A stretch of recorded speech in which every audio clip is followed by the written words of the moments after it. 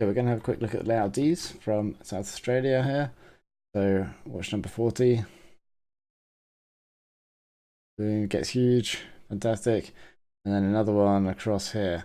Now the thing I want to focus on is the timing.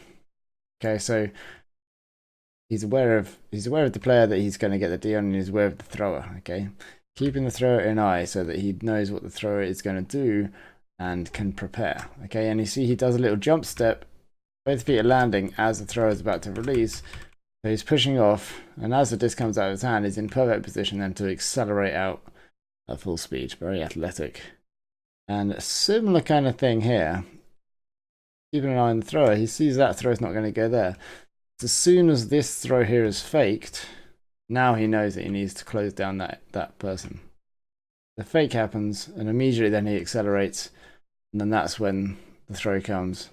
And he lays out for the D, catches it. Really fantastic reading of the game.